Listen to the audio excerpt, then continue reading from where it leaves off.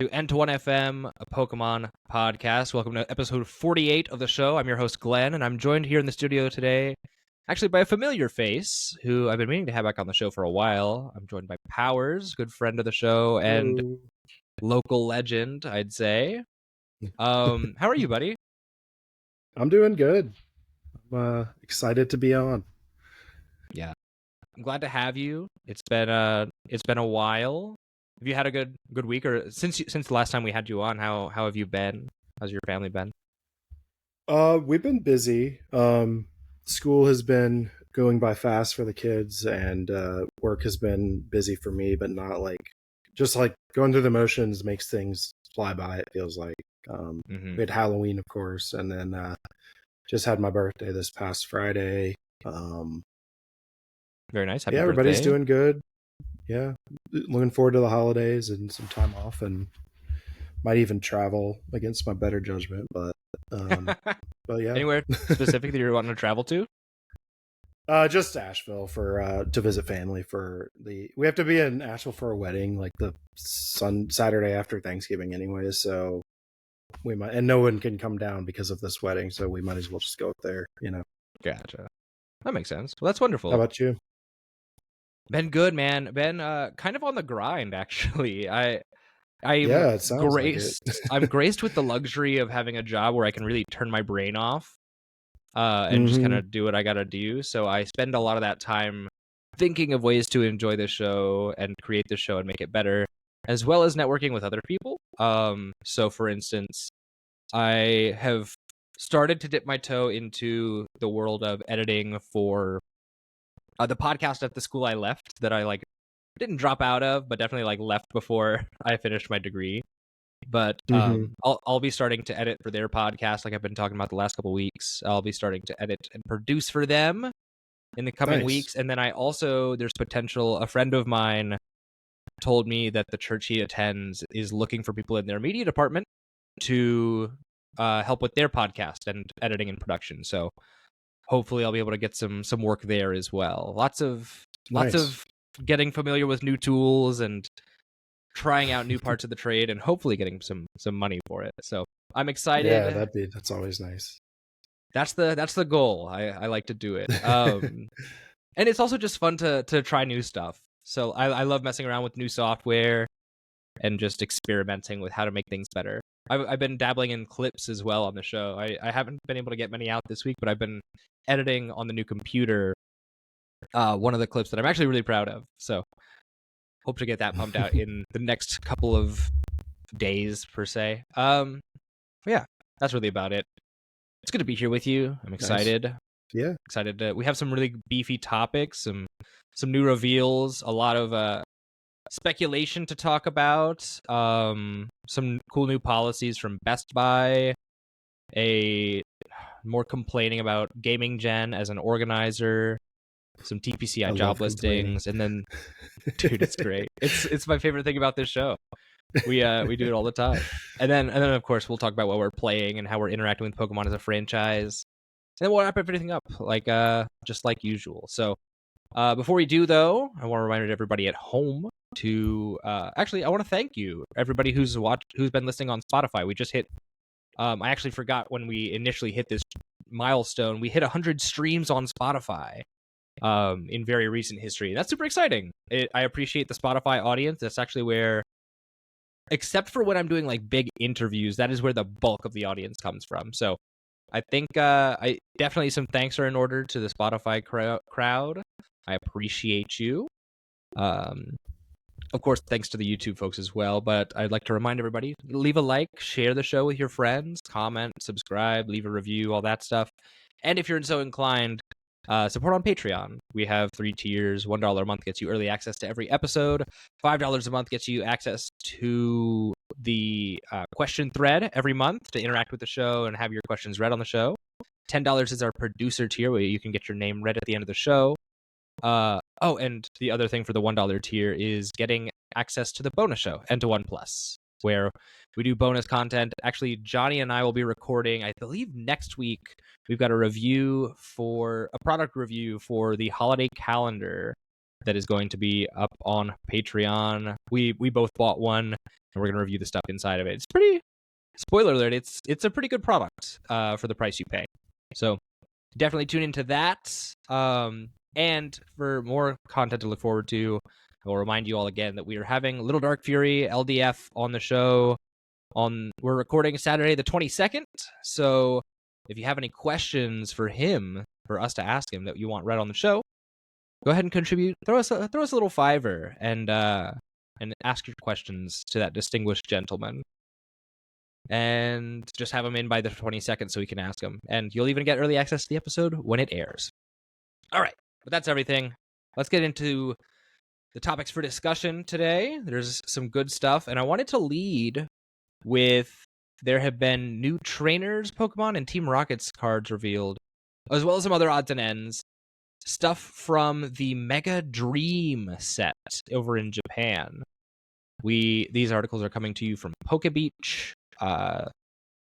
There's been, I guess, let's start with that first article about the Ends cards and the Mega Frostlass EX, because I don't want to, I really want to spend some time talking about this. There's been a lot of commotion made about two cards in particular on this list in very opposite directions. But I want to see, Powers, what your thoughts are about some of these cards and what we think like the meta will start to look like after they come out. So let's begin. I guess we'll start with like the non-trainer stuff. Let's start with the Mega Frostlass EX and kind of we'll go from there. I wanted to hear from you, Powers. What do you think about this Mega Frostlass EX, this 310 HP water stage 1 Pokemon that has 2 attacks? It's got for 1 water, it says it's called Rebellion. 50 damage for each card in your opponent's hand, and then Absolute Snow is a water and 2 colorless, and it does 150 and puts your opponent's Pokemon to sleep. What do you think about this? I think, well, I'm a big fan. Well, first off, I'm an Ends player, so I'm pretty excited. I didn't actually realize this until we were talking before the show that there was more. Well, I guess that one's not an Ends Pokemon, but yeah, I'm also a fan of Stage 1s. I think they feel a lot faster without the potential downsides of like a big basic EX. Where you can, I've done this a lot with Ceruledge in particular, is you can play it basically you can keep your board state totally single prize until you absolutely need to evolve. And then you just slap it down and you're ready to go, instead of, especially with like a single energy attack like that. And that's going to really keep people honest about their draw power, because you know, and it also gives you the opportunity to take more advantage of cards like I guess Iona. There's probably a few others where you can like force them to draw cards, or if they're trying to keep a small hand to play around that, you have ways out of it. I think there's a few like oddball supporters too, where you can force your opponent to draw cards. I'd have to look them up to be sure, but there's a ton of like, every time I look through my trainer binder, there's like, I'm always surprised by all the weird supporters that I can't even remember existed, just because like they're kind of bad most of the time. Yeah. So maybe there's some nice potential there. I know Alakazam players are really not going to like that attack. Well, I'm interested because like Alakazam players, like it doesn't take but 3 cards in their hand to do that much damage, enough damage to knock out the Alakazam. So I'm curious if you'd even want to have a Mega in play against a single prize deck. That's a good point, though. Yeah. It is still really cool that like you're able to punish card draw now. And there's one card I'm really excited to play with this, and this is why I'll be building this deck. It is Time. Time says, I'll have to look up specifically what it is, but it's one of the game show cards. It's where you like guess the energy cost or something. I'm looking it up on Pokemon. I think that might even be the one I'm thinking of. Time says, tell your opponent the name of a Pokemon in your hand and put that Pokemon face down in front of you. Your opponent guesses that Pokemon's HP, and then you reveal it. If your opponent guessed right, they draw 4 cards.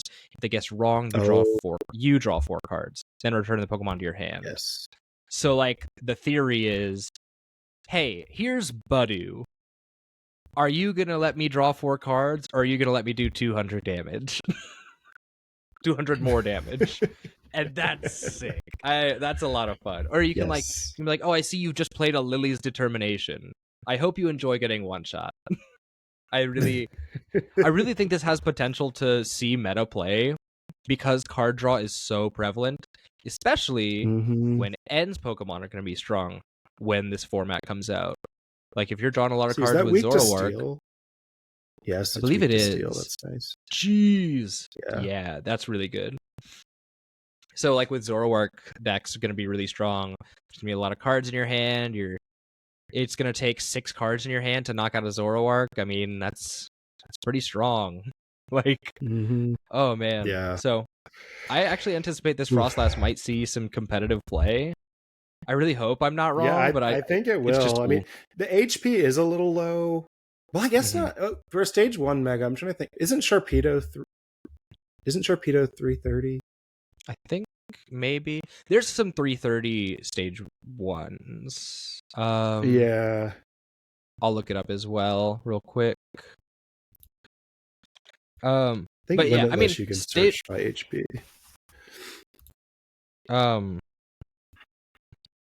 It's still like a pretty Mega Sharpedo's 330. It's still an impressive amount of HP for a stage 1 though.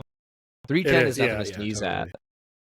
And this is actually something I've been theorizing about for a while now. Is I think that megas are actually helping adjust the band where of like damage to the ratio of damage to HP. Where before you had like a bunch of infinite damage guys, and I guess Charizard is an outlier in that respect. But like Mega Sharpedo is doing at max 270 and its HP is 330. So like it scales really well. Oh yeah. Like where instead of being the inverse where it's like you have 200 but you can do an insta kill. Like yeah. So maybe this will be kind of a swing in that direction, and I'm excited about that. Weren't VMAXs kind of like that too? VMAXs were like that. Most of them, their damage wasn't really all that high. I mean, you think about the most prominent VMAX in Mew, and its damage cap was like 210 unless you were cranking out power tablets and choice belt. Yeah. And even I guess there was Shadow Rider, I think was energy dependent, wasn't it? Yeah, but it still was really tough to stack up that much energy. You were doing 250 with Ice Rider. I remember that much. What is Shadow Rider? Because I remember that being a really strong card when it came out. Never afterwards, though. I came in at a weird time where like VMAXs were kind of. There were a few still around for a while, like Mew and stuff, but for the most part, they were sort of on the downturn because V-Stars were a big thing, and like Lugia and all that stuff, and they kind of superseded them a lot of the time. So there really weren't a whole lot in sort of the top tier play, I feel like, at least after derotation and like Eternatus and stuff. Right. Shadow Rider was 30 for each damage to 30 for each psychic to all of your Pokemon. So not even that strong. Yeah. You're probably not putting but at most like 10 psychic in a deck. And so like you're capped at 310 because it's 10 plus 30 for each. So I don't know, like there was not a lot of strong attacks. I think this is a hot take like that, of mine. It kind of gets tired, like everything getting one shot is like. Yeah, well, and that's one of my big things where I'm a big defender of VMAX Pokemon, and I don't think a lot of people agree with that. But I'm a 3 prize apologist. I'm a VMAX apologist. I think they're good for the game. But that's also just me.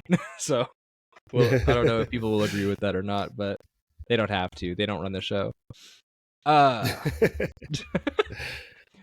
Awesome. And then there's some other really interesting cards here, which kind of prove that we were wrong when Journey Together and Destined Rivals came out. These are some new expansions on the trainers Pokemon archetypes.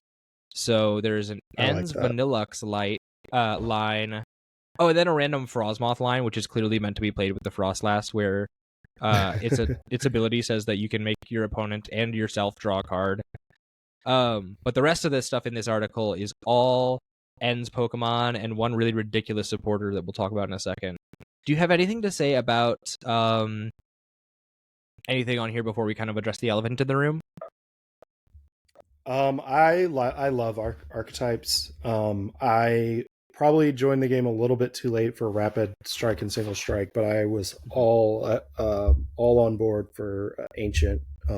Played several different Ancient decks, and I think they're really fun and interesting. And as I said earlier, I play Zoroark, and I like the. I could see a lot of fun being had with this Vanillux attack. It's layered snow, 2 colorless, double the number of damage counters on each of your opponent's Pokemon. Crazy. I think there's a lot that you could do there. And it is a stage 2, but that's a lot. There's so many decks built around that it's not the hardest thing to deal with in the world as far as getting it into play. I mean, there's probably a universe where you play this with like Frostlass, Monkey Dory, right? Oh, keep a single prize. Yeah. You play a single prize board state, just spread damage everywhere, and then blow everything up with Vanillux, which is exciting because then you don't have to play any 2 prizers. Are we getting double colorless again? Someone said that on Discord the other day. I don't believe. I don't have any confirmation that we are, but we do have Ignition for this guy if we need it. True. Yeah. And I mean, and Reversal for that matter. Yeah, Ignition, Reversal. And honestly, Neo Upper would work.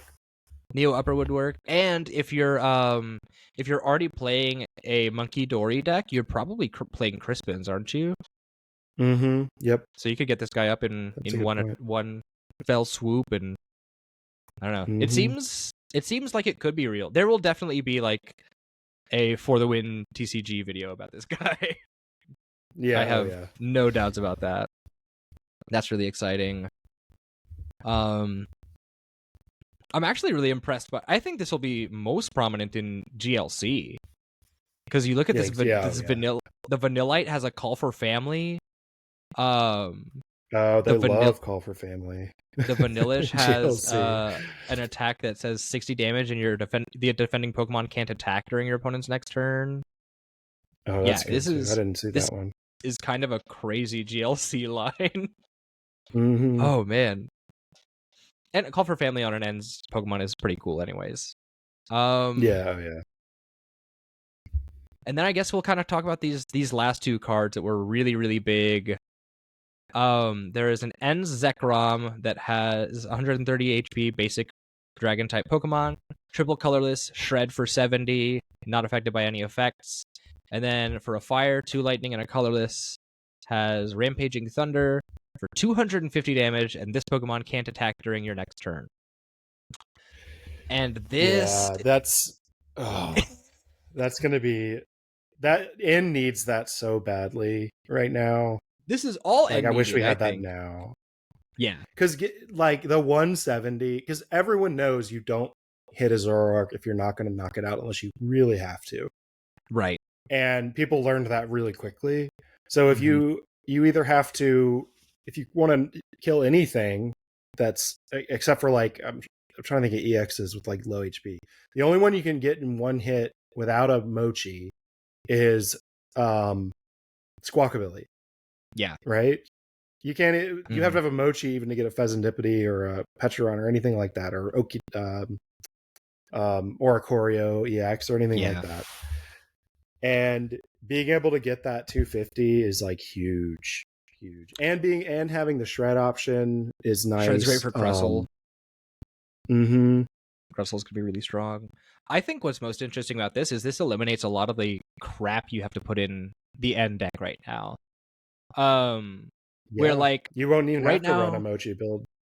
Yeah, you don't have to run Mochi. You don't have now. It might still be beneficial in some cases to run like a Pecharunt and a Mochi. Or like the Eviltal Monkey Dory package, I'm sure will still be beneficial. But like being able to just swing out the gate for 250, 280 if you've got a Defiance Band, 290 if you've got a Mochi, like it's not anything to sneeze at. This is like the only thing Ends was really missing was this exact attacker just doing a ton of damage, and then I can foresee like a circumstance where End's castle becomes good again because you're switching in and out so that you can reset the effect of Rampaging Thunder. Because you're definitely going to have a second Zoroark on your bench, so yeah, at least you should. Anyways. You certainly should. But that's really exciting. I mean, I could see that if we get some room to work with from that, like you were saying, I could see Darmanitan coming back because I've missed having Darmanitan in that deck. Dude, I need something to do with my staff promo Darmanitans. Like, they're just sitting in the thing right now. Like, I'm like, no, they're not really worth using right now. And I bought 2 full art Petron DXs to use when we were still like theory crafting on Zoroark. So now I'm like hyped to use them. I'm definitely back on my end deck BS. I've been believing in that deck for a while. I was playing it for a while with the control build that utilized. I'm not sure if you're familiar with the build. It was like Cornerstone, Ethan Sudowoodo, and some stuff like that. Some Luminous. Wait, does Ethan Sudowoodo have the trap attack? Yeah, that does like and 20? It's fighting, so it doesn't do any damage to like Noctowls. Yeah, I think Zach mentioned that to me once too. Yeah, it was I forget who he is, but he's a guy who plays at Rally Squirrel frequently. And he literally just shows, I forget his name at the moment because I am a bad friend, but he'll like show up, sweep a tournament and dip, and like you don't hear from him again. He's one of the best people. If you are in our area and remember this guy's name, please comment it because I forgot. He plays in. I'm trying to think of who it is.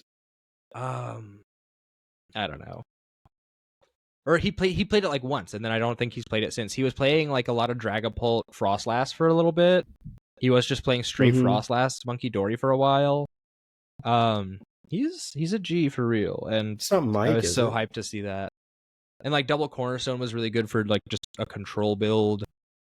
Lots of cool stuff.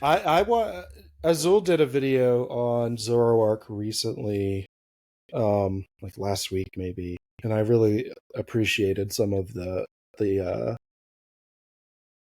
things he included and didn't include, and why. I've been binged a ton of his videos last week, so I'll probably refer to that a lot. I'm not like a big Azul fanboy, but the guy knows the game. So yeah, he's objectively one of the best players in the game right now. He's just choosing not to exercise that skill because he's on his content grind, and I can respect that. But like if anybody knows stuff, he does. And I think, are you talking about the one where he's like, is Zoroark a control deck now? Maybe that's what it was. I don't remember. It was very recent. I remember I want to say it was he had a video about that in recent history with like the Joltik on the thumbnail. Yeah, no, there's a billion different ways to build Zoroark now, and I look forward to a future where End Zoroark is like the deck to play. It's gonna be so nice. Like after this many years of Gardevoir being strong, man, I'm so ready to just be like, nah, just give me a dark type guy. Let him draw cards. Let me blow my opponent up. Did you see me griping about Guardy on Discord the other day? I did. Like, it's just like it's like every time. This happens in not just on live. Like a lot of times, if I'm not just like outright losing, if I think I'm winning, I have to remind myself like, this is Gardevoir. You're not winning until this game is over. Yeah, you have not won anything until you win. Like I had this guy down to one prize. It was like 1-5. Like I was winning. I should have won this game. And then one thing led to another and I lost. It was like, dude, yeah. It was like, awful, man. It was. Did you face Henry Chow on the ladder? That's ridiculous. No, it wasn't. That's the thing. I probably had a few misplays, but you know, still like that's. And I do respect Gardevoir a lot. I don't think I could play the deck because it's got too much going on, and I have too much ADHD to deal with that. But yeah, you know, I like my knuckle draggers. But it can handle anything. I feel like there's a reason it's been around for so long, and I do get tired of decks. Yeah, I do get very tired of seeing the same decks win, but there's a reason for that, and that's more just me personally being a little salty, I guess. But no, I get it. There's plenty to be salty about. Like Charizard just won a regional, like, and Charizard came out like 2 years ago. Yeah. That You build of know, Charizard, to be fair, that was the one from, is that the one from Brisbane? I think it Because was. I've Yeah. been playing that build and having the package of like Klefki, Tatsugiri, Triple Jet Energy is bananas. It's a really, really good like toolkit to have, because then you're either like getting more supporters or you're shutting off your opponent's abilities. Like that combo topples Kang decks. It topples like Fan Rotom decks if you're able to start Klefki. It's a really, really strong combo. So that's a Tool removal is crazy. Like, I got my Terra Crystal or my Sparkling Crystal jousted off of my Greninja the other day, and that was embarrassing. But can we talk about Tool Scrapper for a second? Why Tool is that Scrapper is an that unsung card hero. not, like, because I stuck one in Hank's Alakazam, my son Hank's Alakazam deck today. Yeah. Because I had 3 Enhanced Hammer, and I was like, that's too many. And I was like, why not Tool Scrapper? Because if he goes up against Kangaskhan or anything that runs Bravery Charm or any of that stuff, you can get a knockout with that. It's or you can remove your own tool if you want to put something else. I mean, 2 tools for 1 item that with no cost. I mean, it's pretty nuts.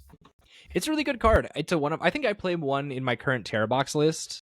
I mean, taking out a Crystal, taking out a Bravery Charm, taking out an Air Balloon. These are all really, really excellent cards. Being able to, I know it's not popular right now, but if Control pops back up, being able to just knock the tool off of a Genesect that prevents your Ace back is really, really fun. So yeah, Tool Scrapper is an unsung hero of the format. It'll come back in a very real way soon, I'm sure. But I definitely agree with you on that. Sorry, that was totally off topic. No, you're thinking good. Of Joust, I was like, wait a minute. Yeah. There's lots of really interesting stuff in the format right now. And I mean, it's cool to discuss the format, especially in light of what's coming with this end deck. But here's the other part of this article that I wanted to address with you. And that is maybe the most fraudulent card ever printed. This is a supporter called Anthea and Concordia, who I actually just remembered recently that these two exist when I was playing through Pokemon Black on the YouTube channel. They're in like the End's castle in the end game before you fight him, like when you're exploring his room and stuff. Are they like his like cronies kind of? I think they're like his nannies or something. It's they don't really establish a relationship to him at all. They look a little young to be his like nannies by any stretch of the imagination, but they're like they take a part in his life. They've been around him for a while. But this card says you can only play this card if you have Ensdar Manitan, Ens Zoroark EX, Ens Reshiram, Ens Zekrom, Ens Klinklank, and Ens Vanillux in play. But here's the trade. Is during this turn, if your opponent's active Pokemon is knocked out by damage from an attack from one of your Ens Pokemon, take 3 extra prizes. And I can already see the thumbnails. It's gonna be this deck can take 6 prizes in 1 turn. Like, it's gonna, and I might make one of those videos. I'm gonna have to farm clips like heavy. Please do. But please do it. It's crazy, man. This is the most Tatsugiri EX looking, like, that's the only universe where you're playing how this. You're gonna do this. Like, there's gotta be a way to cheat them all into play. Tatsugiri is low-key the only option. It's either that or like, is that like you put Pokemon onto the bench? Yeah, they can just be raw Pokemon. There's the other 2 attacks I know of are there's a Rapska, the Psychic Rapska can do it. And can the Reuniclus do it as well? And the Reuniclus, yeah, that's the other one. I think Rapska's from the discard pile, and Reuniclus is like top 8 cards of the deck. Interesting. It's like Grimsley, but like anything. Yeah. But this, I want to see this happen in a tournament. I fear we never will. The only other option is like you play with an Area 0 build and have like consistency guys and a Terra and the rest of the squad up so that you can more consistently get. This is like definitely you pivot to Precious Trolley, like you're playing rare candies. Dawn makes it a lot easier, that's for sure. Dawn does make it a lot easier. Dawn's a really good card. I don't think I don't know. I haven't been like watching the YouTube space, but I feel like Dawn has not been talked about enough because it's a crazy good card. It's really awesome in specifically EV box with Pidgeot, where you are able to like use that and be like, okay, I'm gonna go get my Noctowl, my Pidgeot, and my next basic. Like, and then you can Noctowl for the rare candy and another card, and then chain from there. It's really, really crazy how like not talked about that card is. It got a lot better to me when I realized it wasn't all the same line, because I didn't read it carefully the first time I saw it.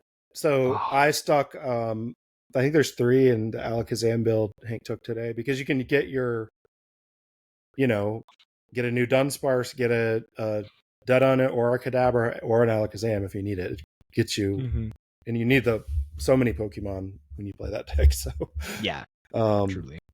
Yeah, that's a really, really good card. It's a strong card. It's one of the best ones printed recently. I actually use it a lot in a what is it? A Dusknoir Mega Lopunny deck that we'll talk about later in the what we're playing section. Really, really strong. It's awesome in Dusknoir decks. It's awesome in anything that plays like multiple different evolving Pokemon. Because you can just mix and match and get the whole squad ready and set up a basic for your next turn. So but yeah, I think Anthea and Concordia will never see play, but I'm looking forward to the videos, man. It's gonna be like, do you have anything else to say about this card, or I love weird gimmicks like that.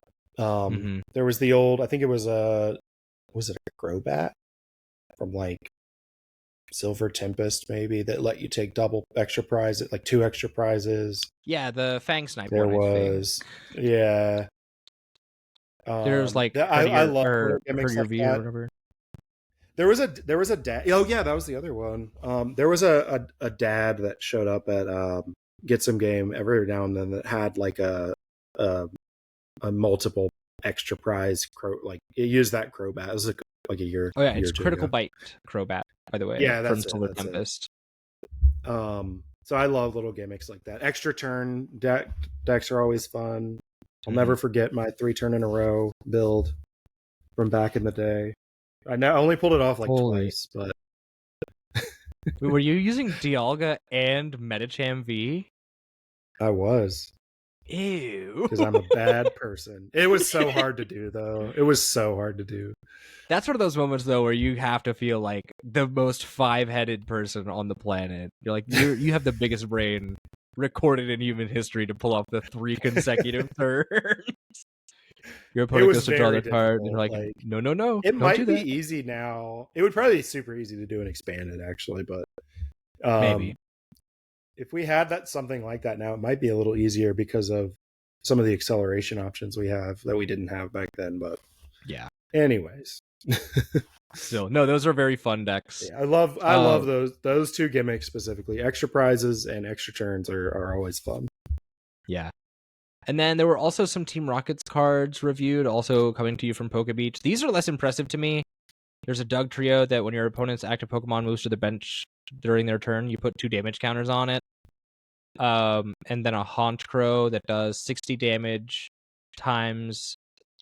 so it says discard any number of supporter cards with Team Rocket in their name, and then it does 60 for each one discarded this way.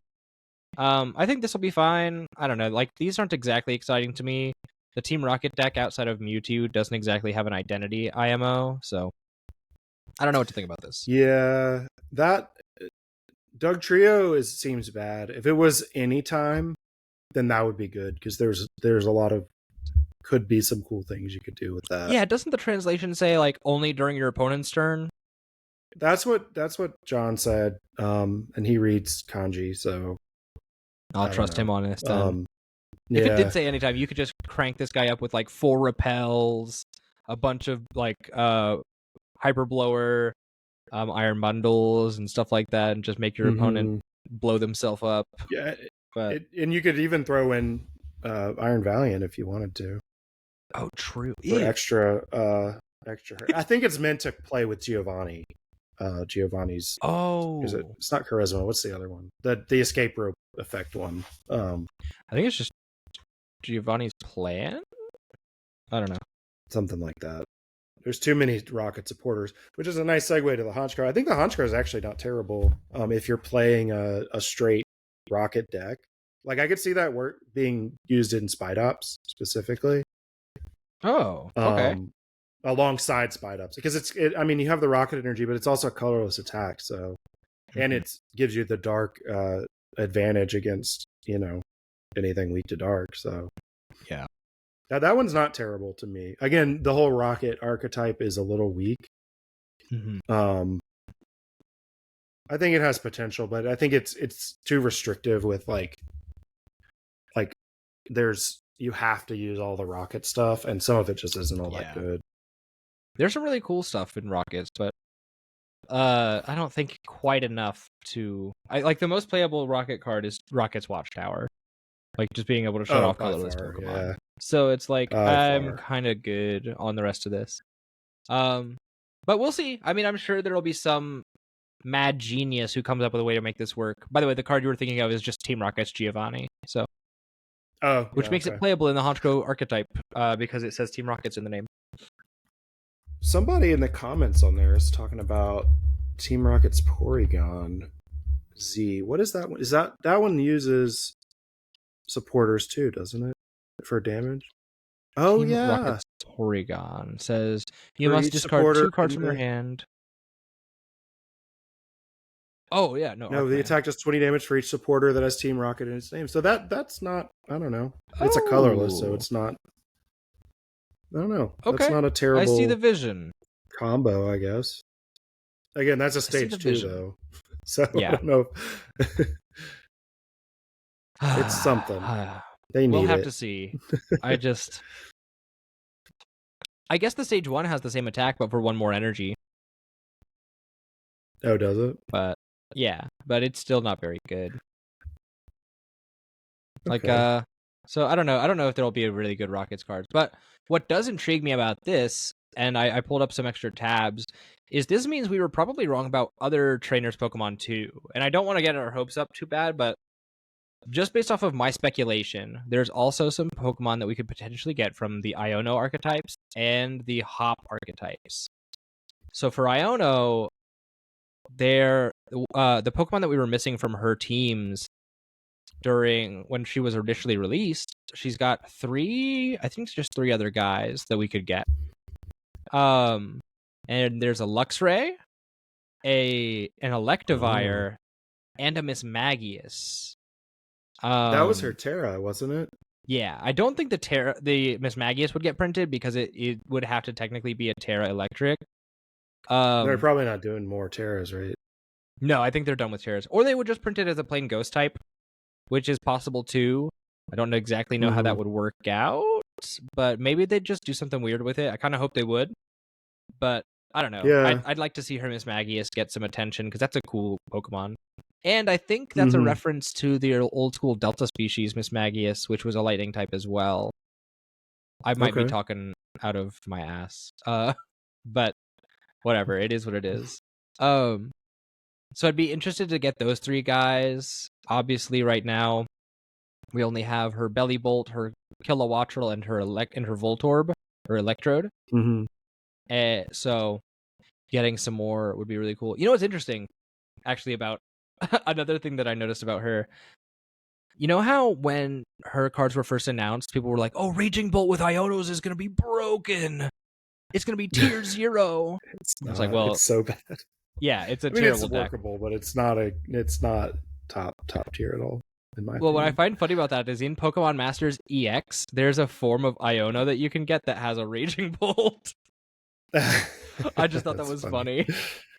They're making fun of them. They have to be. It's got to be like these guys were totally like tweaking out over nothing. But then there's a lot more potential in Hop's lineup. So I went through. Yes. Obviously, he could have any of the starter Pokemon because he picks a starter. I don't know which of them would be beneficial for his archetype, but it is what it is. He could also have a Toxel, potentially a Toxtricity. Ooh. He could have a Trevenant, a Heatmore. He could have a Boltund. He could have a Pinurchin. They could give him a Zamazenta as well. Oh, And I I think think if Hop that got might be a little everything. bit more, Hop could be really good. I think they got to reprint Quick Shooting Inteleon because he could get an Inteleon. I think they do Oh, that, that would do it. Yeah. and then you're spreading damage around. Because it already does a little spread Mm-hmm. with the Zacian. Because I played, it was basically Brian's Hop deck that he showed me at one point, and it's not a bad deck. I mean, you have to you actually end up leaning on Snorlax a lot more than you would expect, but people don't really expect you to do that because you could, otherwise you don't have any finishing power, kind of.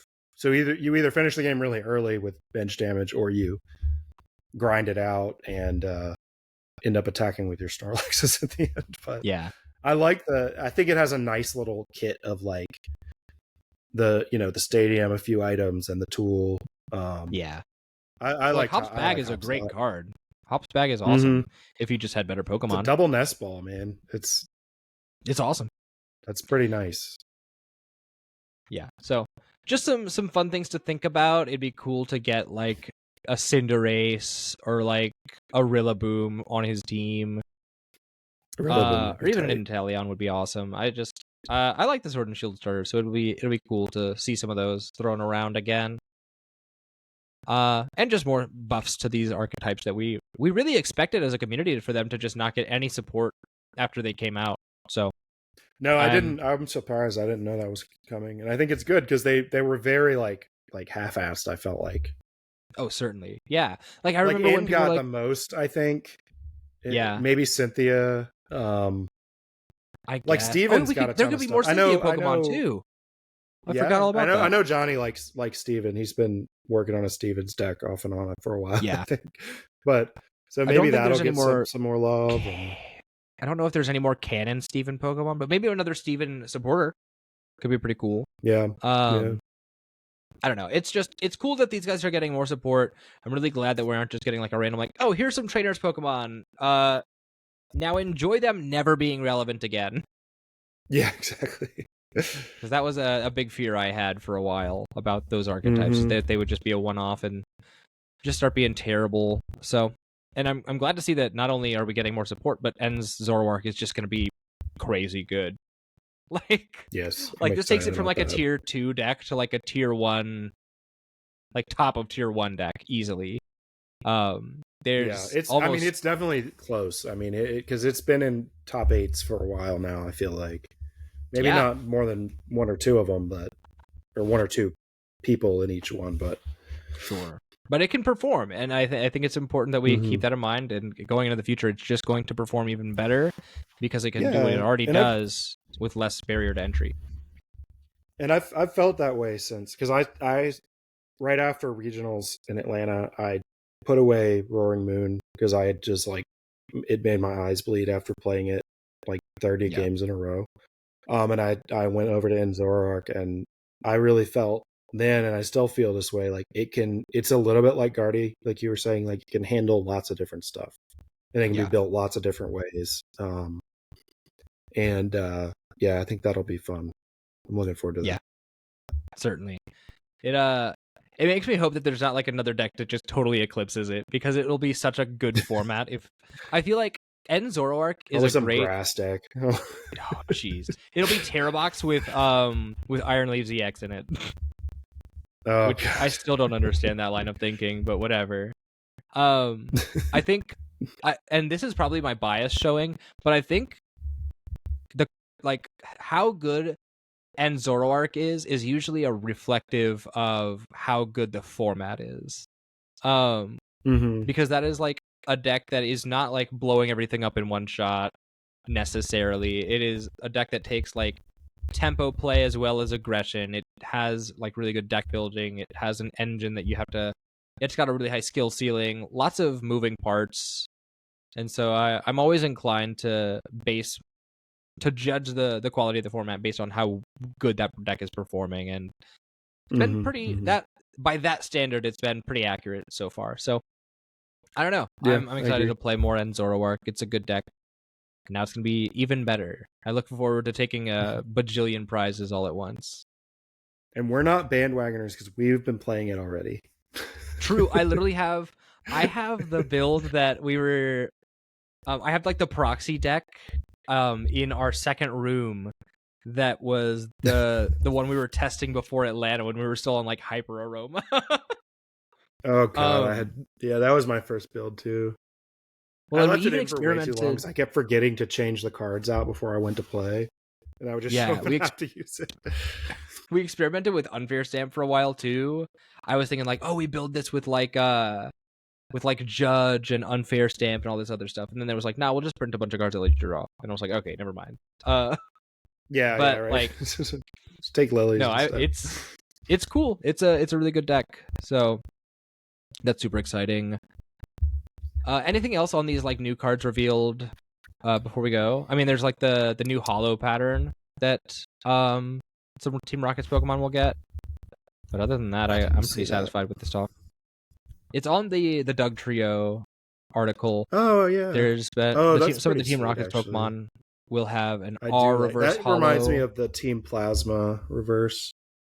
Yeah, a little bit. Bring back Team Plasma's Pokemon. That'd be so sick. That was such a cool that was actually probably so I talked about this the last time I was on the show. Like I played Pokemon when I was a kid, and then around like the later years of Gen 2, I stopped being involved with Pokemon almost entirely until like 2014, and I started playing the TCG Online on my school issued iPad they gave me. So I was a teacher at the time. They gave me, and I played it on there. And I remember playing Team Plasma Archetype, and I loved it. And I think that's probably why I like Archetype so much. And Team Plasma is just really cool. So yeah, I don't know. Makes good sense. Yeah, I can totally see that. It's exciting. There's a lot of cool stuff happening, and I love the Rockets Pokemon. I'm bummed that I didn't get to play the Plasma Pokemon. I think I ducked out of the game right as those sets were coming out because I remember I had a Japanese promo Giratina, from, and that was like my holy grail card when I was a kid because I just loved Giratina, and this was a Japanese card, so I was like, this makes it better, right? And then I didn't know anything, and then I got rid of all my cards because I was dumb. But I kind of want to pivot from there into some interesting other news, which has to do less with the game and more about the actual product itself. So this article is also coming from PokeBeach. Best Buy is alleging to switch to an invitation system for all future Pokemon TCG releases. This is the first time something like this is happening in the US, where effectively there would be a lottery so that you can get invited to like buy product. So what this says, so the title of the article, if you want to see it for yourself, is Best Buy switching to invitation system for all future Pokemon TCG releases, a first for the US, where and inside it says like there is the news. They've been testing the new system with their website. And you can, before you purchase the product, you need to log into your Best Buy account and click the invite button. And then around the release date, Best Buy will notify you if you have been selected to purchase it. So which means more people will be getting product at MSRP. Like there's more opportunities for bot protection. You know, it's really cool. In a world where there's bots and scalpers everywhere, this is a rare Best Buy W. What do you think? I think it's good because I can't imagine it's easy to make that many accounts that you then have to interact with down the line to like, confirm the invites or request the invites or whatever it is. Right. So I think that's good. I think that's, that. I think, did you guys talk last week about the Walmart limits? Walmart putting in the limits. I think you did. We saw I watched the clip before the show and I was infuriated, man. I kind of crashed out last episode. No, it was valid. It was totally valid. But I think they're finally realizing that it's not good. I mean, at the end of the day, they only care about their money anyways, but like they still have to like pretend to care about some of their customers, I guess. And it's Sure. bad PR for them. Is really what it is. Yeah. So I think companies starting to do this stuff is really a move in the right direction. So. Mm-hmm. Well, and you even see that like Pokemon has to care a little bit about cybersecurity. I was looking through their job postings recently, and there was I can't see what the exact name listing was, but it was something along the lines of like security in e-commerce. So potential for protection against bots on the Pokemon Center website. At least that's what I theorized. It's on their Indeed page. I don't know if the listing is still open or not, but like, it's nice to see steps being taken towards making buying product a more secure and likely process. Like, I don't know. It's become increasingly a bummer to just walk through. Like, I seldom go to Target anymore, but I'll hit Walmart and I'll hit Target sometimes. And every time I'm in there, there's a little part of me that's like, oh, maybe I should check the card section, see if they have anything. And every time I'm like, oh, here's the Melmetal Battle EX Battle Deck again. You and can like see 14 the Battle like Academies. Target display when you walk through the door. It's like, yeah. Every now and then there's stuff in the toy section, but I don't try that. And it's hard. just like I a haven't bummer. seen Pokemon in a big box store in probably 6 months. Yeah. And it's just one of those things where it's like, because that's like such a good opportunity for like an impulse buy. It's just like, oh, I could just buy a pack of cards. Like, let me just grab a pack on the way out. It'll be fun, a fun little purchase. Just a nice little way to boost your serotonin. But it's like, nah, man, you get nothing. So I'm excited to see some combat against that, especially from Best Buy, which is not historically known for like taking really, really good care of their customers. But certainly leagues above GameStop, which I'm always happy to elevate somebody over GameStop. They don't take care of their customers or their employees. It's like yeah, and they're like posting stuff in like trying to get in the political space. It's like, you just need to stop, man. Yeah.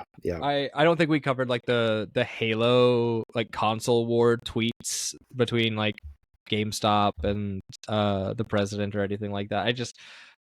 I'd prefer to not get into it, but I remember like looking at that and just being like, oh man, GameStop has reached the peak of cringe. So I don't know.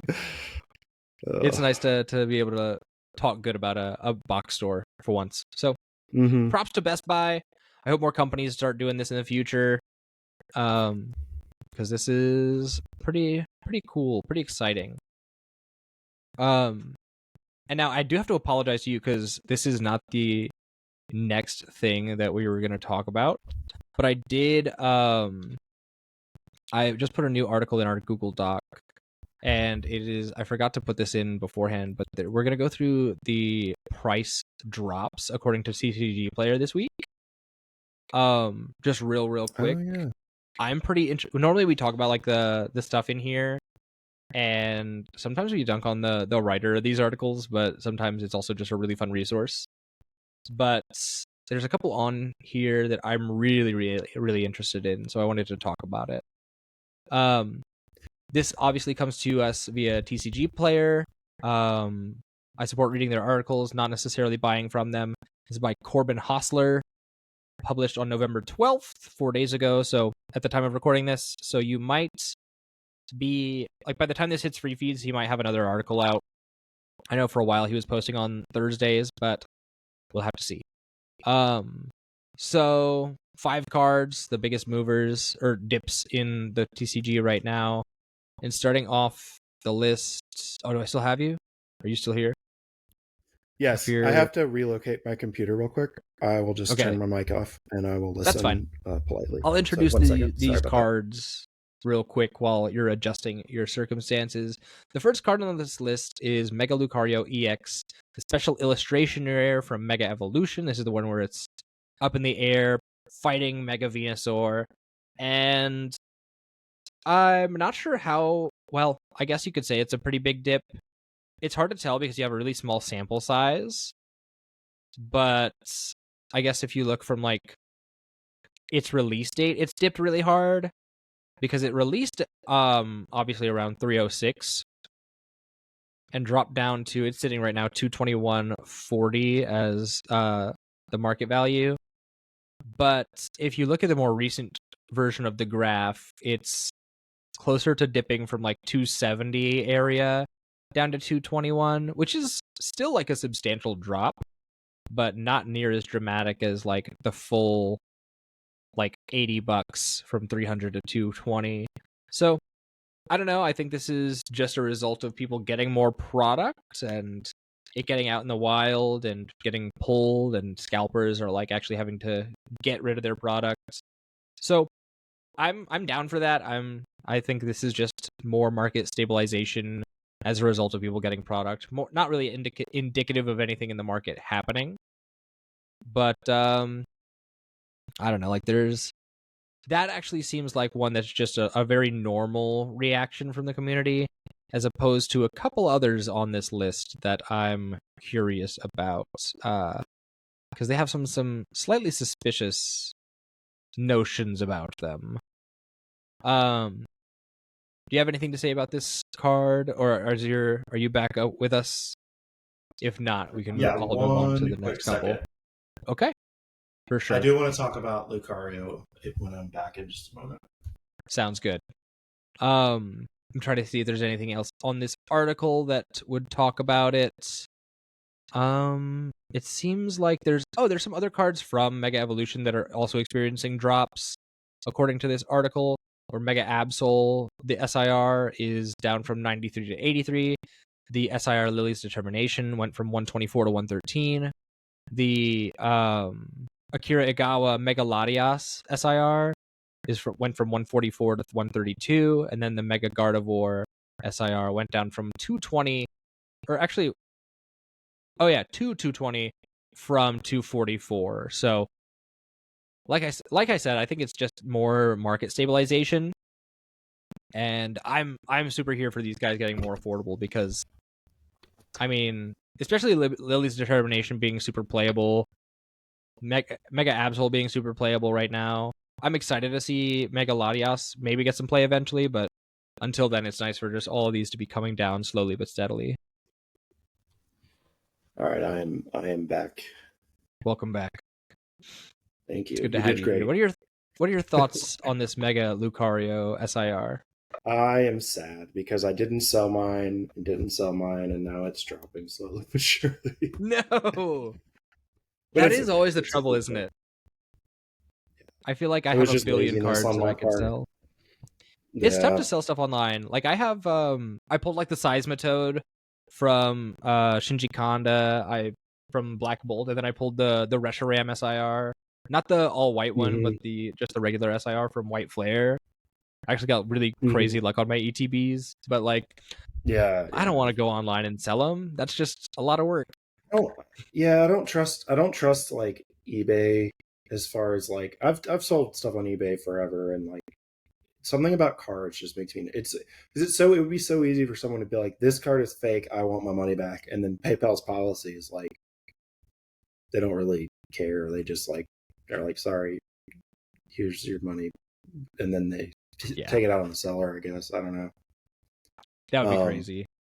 That's scary. Yeah, it just makes me nervous, and I'd rather sell it in person, but nobody wants to pay that much. Right.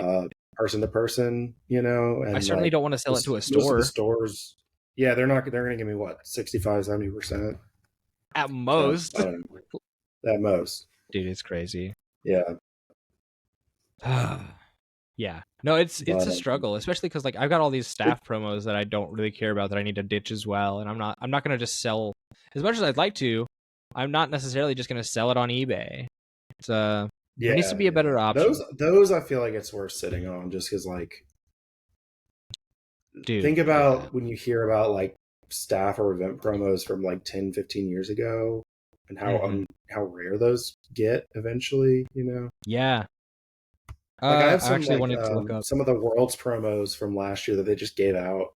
Like I think there's 2 different Pikachus from like the last 2 Worlds, I think. And I'm gonna sit on those for a long time, I think. And they're still in the shrink and or the cellophane and all that. So yeah, dude, I'm looking at I'm looking at the staff promo packs from Destined Rivals, and they're like going for $600. Like in the wrapper, I'm looking at them going for $300 to $600, and because they have the T-Tar in there. Mm-hmm. So, like, just the Tyranitar in itself is over 100 in a lot of places. So, and I have two, so I might as well sell one. But like, I don't know. It's I think there was a set that I got a bunch. I think it was Surging Sparks, but like, just I think I got a bunch of extra staff promo packs because Buzz forgot to order and then over ordered them, I think. So it's I have way more of those than I needed. I'm like, I should make some money off of these. Yeah, not going for near as much, but I mean, it'd still be money. All right, moving on. Got a little sidetracked there. The next thing is I was gonna say I do think a lot of it is just stabilization, especially for like the Lucario. I mean, there's no way that card's gonna stay at $400 for very long. No, not at all. This one is interesting. The next one on this, and I put the link in the Google Doc. I don't know if you're able to pull that up so you can see the article as well. But I've got on here, the next one is the Gumshoes from Mega Evolution. Yep. I don't know why this card got so high. That's been randomly happening to some of these IR cards, and I don't get it. I don't know if it's like pumping or what, but it's... Yeah. I mean, I get it for some of the, like, there's some in like some of the earlier Scarlet Violet sets that have shot way up, but they're more like they're popular Pokemon, so it kind of makes sense. Yeah, Gumshoes isn't a very popular guy. He doesn't even have the visage of a very popular guy. He looks like Donald Trump. Like, yeah, precisely. Who's been well, he's been popular in the news cycle lately for myriad reasons, but we don't go into that. Like, this ability isn't good. This isn't. But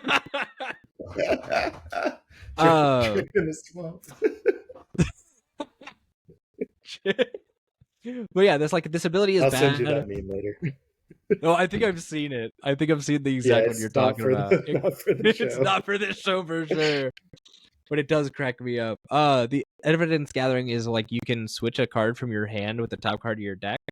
It's switching cups on a stage 1 Pokemon, or I guess like Primate Wisdom on a stage 1. I don't understand why this card, like, it's not a good card. The art is like fine. It's not even a particularly popular artist, and it doesn't even have. Azul did a Seeking Inspiration or like a Slowking video. Oh, and uses that instead of the stadium, because the stadium is a lot easier to bump than. You're not going to want to waste your boss on a single prize stage 1. Okay. You know what I mean?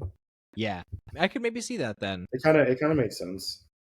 Yeah. It has. I can see that for weird niche decks like Slowking. Yeah. My second thought was like maybe it has really like controversial imagery. Like I remember the Seismitoad was originally pumped up because they thought it was going to get banned because of the like little 666 it has in the corner. That's so dumb. Which it is super dumb. It is like if I had a nickel for every time that there was like a satanic panic happening in the Pokemon trading card game, I'd have 2 nickels, which isn't a lot, but it's weird that it happened twice. That's a whole dime. Yeah. As a Christian, grow up. That's like Seismitoad's not sending your kids to hell, man. Calm down. But yeah, this Gumshoes from Mega Evolution, the shiny rare as they're called, went from around late September, early October being $28 to dropping all the way down. It's sitting at $4 even right now. I have no idea why. Like $4 seems reasonable to me. Oh yeah, 4 is awesome. Most of those IRs stay under 5 forever. Yeah, you know, like yeah. Again, there's just no reason for this to be super high. The art's not exactly exquisite. It's fine. $4. That's a good $4 card. What surprises me is actually the Ducklet, which is next on this list. I was really hype about this because I have this Ducklet from White Flare, which was sitting for a while at around like $30, and then dropped down to 17.26. This is like just very clear evidence of a pump and dump, where it went from having like no price to being crazy expensive, and then they drop it. The art on that card goes crazy. It looks beautiful in person. Yeah, it's definitely nice. But I mean, it's a very obvious pump and dump. It says the big drop on Ducklet was matched by, apparently Hydreigon from White Flare also had a similar like pump and dump situation.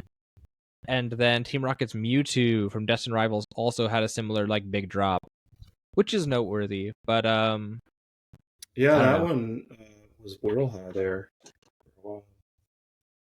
Yeah.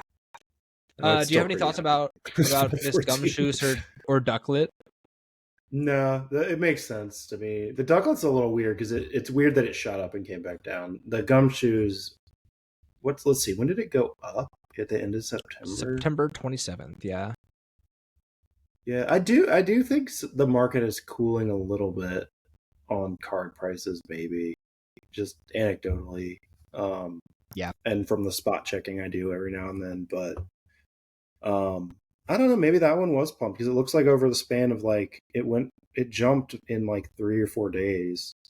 Yeah. And then it started dropping back down. I think it takes a while for the drops to come. Just because they do come hard. Averages work, you know? Mm-hmm. But I'm surprised the Latias I'll let you go to the next one. I don't want to. Sure. Yeah, this is actually what I was really interested in, because this is a name you haven't heard in a while. Crown Zenith, a Galarian Gallery card. The Latias, the Fusion Strike Latias from Crown Zenith, actually had a lot of motion happening with it. Yeah. So the price it dropped from, according to this article, was like 1953, down to it's sitting at 1664 right now. But what's interesting about this card is if you look at it over the last year, it's been slowly trending upwards. It had a really big dip in late October. I have to imagine that was because there was the Latias and Latios from Mega Evolution. They were like, oh, if you want a Latias card, here's a better one. Yeah. But other than that, like, it's just been slowly kind of like, it still looks like it's trending upwards. I say this like I'm a freaking crypto genius. I'm not. I was going to say, what was that term you used in the last episode about like false dips or something? I have no clue. But it's like still going to trend. It can have a dip, but it still does appear to be. The dip was not as low as the historic low. Yeah. You know. And it's interesting. I have a bunch of this card. I think a bunch. It's like I have 2 of it. I pulled a ton of Crown Zenith. That's still a Hall of Famer set. It's so good. That's how a specialty set should be done. It's so good. It was like unprecedented artwork levels and like hit rates. It was perfection. You had to be there. Yeah, I really like that set. That and the Japanese version of it was a lot of fun to pull too. Yeah, V-Star Universe. It's very cool. Mm-hmm. In fact, I have more of the Japanese gallery cards than the English ones because Hank got at least one booster box of it at one point. Back when you could get one for like $100. Yeah. On eBay. Oh wow. Wait a minute. It says in this article that the Toxtricity had similar movement from Crown Zenith. As well as the Raihan from Crown Zenith. And the Radiant Charizard. I don't have that one, everyone. I don't either. I mean, it's still only like $5, I guess. Oh, okay. But I think those Radiants will go up eventually. Did you know like the Amazing Rares have gone up pretty significantly recently? I was looking at them. I was talking to Paul at Rally Squirrel about it because they had a bunch in their book, and I was like, these are kind of high. And he was like, yeah, they're like you can't really get them anymore, and they're kind of cool. Oh wow, yeah. The Amazing Rare Celebi was like the first like cool card I pulled when Hank and I were getting into the game. Oh, dude, the Rayquaza's $14. What the heck? Yeah, that's so interesting. Yep, they're awesome cards in my opinion. Yeah, that art style is like you're not topping that. That's so gorgeous. Because it's like still kind of like classic look, but it's got like I don't know, that cool like spillover. holographic effect. Yeah, I love when stuff like reaches beyond the borders of the image. It's cool that like the Raikou is $4 almost exclusively because of GLC. Rayquaza, I guess, makes sense for like retro players building Lost Ray, which unfortunately makes building Lost Ray way harder for me now, so that sucks. The Jirachi, I guess, is GLC. The Eviltal is, ironically, from the same format as Amazing Ray. The Eviltal for Broken Lugia is not very expensive, which is noteworthy. I think it's probably because more people had them. Maybe, I don't know. Oh, for sure. Raikou was in that too, in D rotation. Yeah, he sure was. So interesting. I didn't even realize. That's crazy how much that Rayquaza jumped up. Oh, and it's down right now. It actually came up. It was up $17, and it's now like $13. Oh, that's I think Rally had one for like 16 or 17 in their little promo binder thing. That is so strange. Wild. But that is aside from this. But yeah, it's cool to see old cards getting popular. I guess Crown Zenith is people are big on that right now, which I get it. One of the best sets ever printed. Yeah. So. Yep. I'm only missing one card from the mosaic, the 9-card mosaic from Zenith now. Which card? The Paris. Oh. From like the Pikachu, like the all the little guys around him. Yeah. Oh, I wonder if I have one of those. I'd have to look. It's they been a while keep since having one at Rally, and then I keep not buying it because I find like Kamiya cards instead to spend money on because they've been getting a lot of that in, like older Kamiyas. Very cool. And then the last card on this list is Solgaleo and Lunala GX from Cosmic Eclipse, the ultra rare with Lily on it. This is gone. I mean, it's still trending upwards, I think. What is it? Look at it over here. Yeah, this card is going to continue to go up. It went down from. Get the 1-year graph. Dude, the 1-year graph is gross. I think they gotta really dig to find these drops. They have to.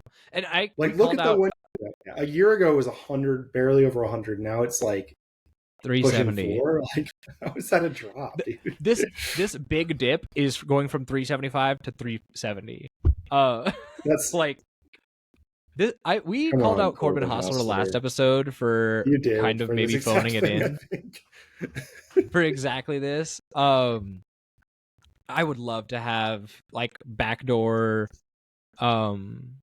like permissions to just see the data in this so I could like try to compile my own list. Honestly. Yeah, I gotta know like what's in that API. They must. But I would love to have access to it just so I could kind of compile this stuff for myself as well. I don't know. But just because that seems so ridiculous that this is on the list. Maybe it's just something to talk about because Lily's is also dropping or something like that. It could be something like I don't know. It's just it's very. It does specify it's talking about only the last month. This is true in the article, but still a $5 drop, like that's a small percentage drop, and it's a small dollar amount drop too. Yeah, that's you know what I mean. It just seems like normal wiggling to me. Yeah, and like the Latias went from 18 at its peak to 16. That's like a $2 drop can't possibly be the biggest drop. Ducklet going from like 32 to 17, that's a big deal. Gumshoes going from 28 down to 4, that's a big deal. Yeah, but like don't 50% or more is like kind of is notable to me, but but $5 on one of the most expensive cards printed. Don't talk to me about that. Oh man. Well, that's all of that. Let's swiftly move on because I fear we might go a little long, and I'd prefer not to for both of our interests. I gotta work tomorrow. We talked about Best Buy. We talked about all that. Too, don't I? Yeah, it reminded me. We'll move some of these other ones kind of quickly. Some kind of drama. Some more, recurring themes from this show. I will continue to complain about GamingGen as an organizer. There's been a lot of stuff about GamingGen just not like not doing what they're supposed to do, or like imposing things that are detrimental to the regional experience. For instance, there was again like a crazy line to get your badge pickup for the Las Vegas regional. They put the venue for the Las Vegas was like ridiculous because there was like one bathroom in the whole place.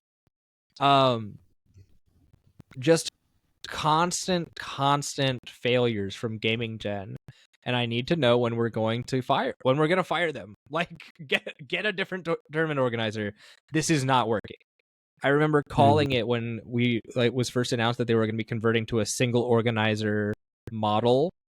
And I knew immediately this was not going to work, and it's been proving itself over and over and over again.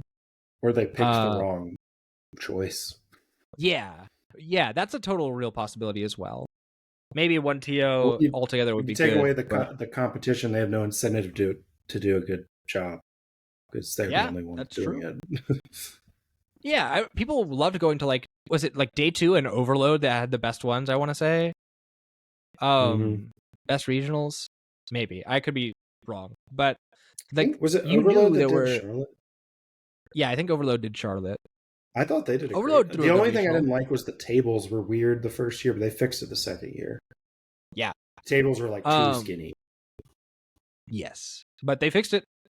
They did a better job. Day 2 I know was historically like pretty good, if I'm remembering correctly. I don't know, man. I've thought about like, I think genuinely like Pokemon needs to petition for, or like players need to petition for GamingGen to be removed from their contract. Like, if it means like a dumb hashtag, something like 86GG, like I don't know. I think that's good. That's nice and short. It's very succinct. I think it's catchy. I think it's something that would get their attention, maybe. But like it's too ridiculous. I mean, the stories I've heard is that they're yeah. How are you gonna have one bathroom on like a multi-thousand player tournament? What are we doing? And like this would happen in any large gathering like that, but like having been to a few regionals as a spectator and a participant, like the Pokemon crowd is gonna work that plumbing over. Yeah, y'all are taking some nasty dumps in those bathrooms, brother. And everyone's in a hurry because you don't, especially the card players. I don't know how long VGC rounds and stuff are, but there's far fewer of those people anyways. VGC gets no overtime because they have a set amount of time that their games can last by virtue of the way the game exists. They have a clock in the game. Oh, okay. So they can't go over on round time. Yeah. Even if they tried. So like if you're having, even when in Atlanta when we had, there's probably at least four, maybe more like little bathroom alcoves around the hall. Yeah. And like even with that, you would, if you hit it at the wrong time, you'd have to you were literally in line out the door to get in and like I can't imagine having to leave the hall and then wait to get back in. That would be very stressful and like just right. Especially because Vegas security is really tight. Like you don't want to have to deal with that.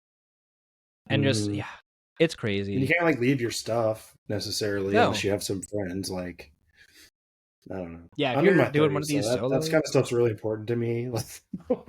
Yeah. No, I think it's reasonable. Like there's a ton of people in our age bracket that's like, hey, we have to handle this. It's not as easy.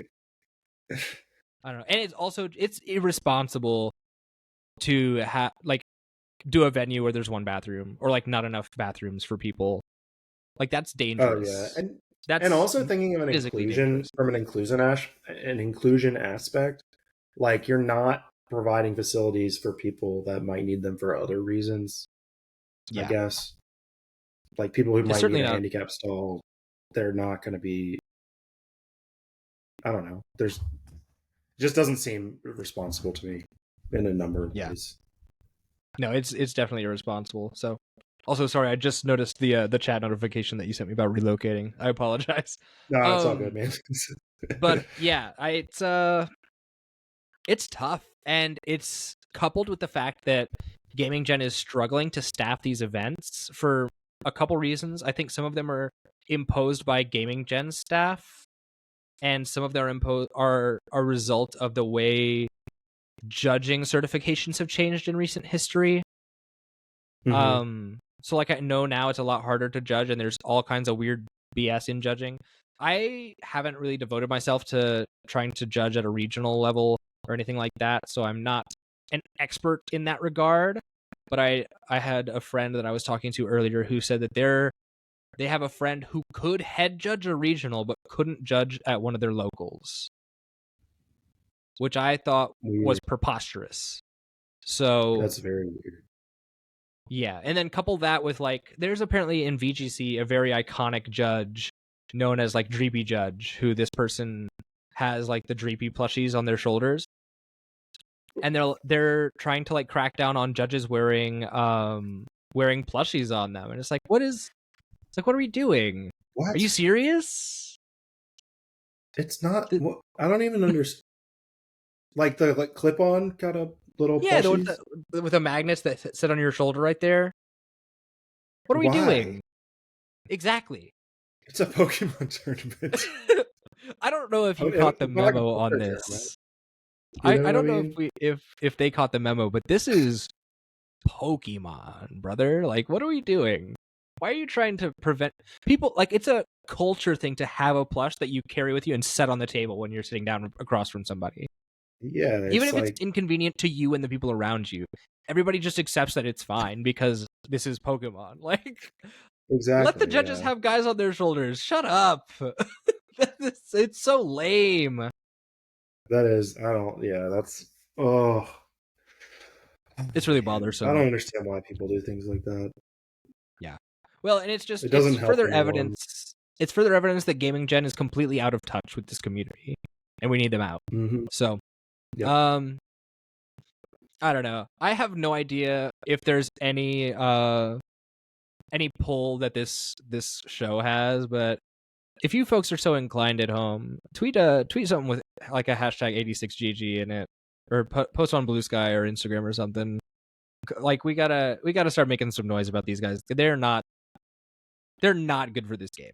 Like it's we saw in the late Sword and Shield to early Scarlet Violet era, we saw the greatest run of regional attendance growth in the history of the game. A lot of that was because like we were coming out of COVID. A lot of that though was because events were run like machines and they were run well and people enjoyed them and they were a good time. With GamingGen to continue to lead the tournament organization for Pokemon, I can't foresee that continuing. In fact, I see the opposite happening, where we'll see probably record dips in attendance. I don't know. Do you have anything else to say? I kind of want to move on from this. Do they pick who picks the cities for regionals? I think it's the TOs. I'm pretty sure it's the TOs. Because they do the project well ahead of time. Like locations are picked out multiple years in advance. Right? Yeah, I believe so. Because I'm still unhappy that they decided the Southeast would be Orlando this year. Yeah, that's not because safe if you look at any map, Orlando is like down here. I don't know if this is going to be mirrored properly. I do know East and West, I promise. And there's nothing else all the way up here at all, and then that sucks. Also, it's so inconvenient. Why would you want to put? It's unsafe for a huge portion of the player base. You have a ton of LGBTQ plus players. You should take responsibility for that. You know that you have. You know that Florida just sucks, man. Like let's be plain about it.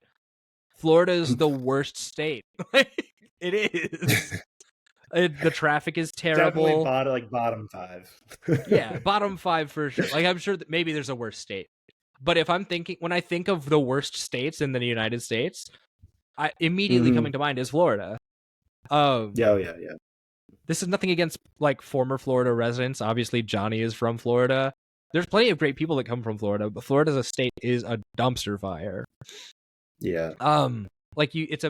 The traffic's bad, the policies are bad. it's not a convenient location for anybody because you have to either fly into Florida or drive all the way through Florida, which is even worse. There was nothing wrong with Charlotte. There was nothing wrong with Atlanta. I mean, and we don't have either of those now. Very biased in saying that, but for Charlotte, anyways. Right, Atlanta felt more reasonable too. We're biased, but like the data also speaks for itself. Charlotte regionals, both years in a row that we had it in recent history were record-breaking regionals. Yeah.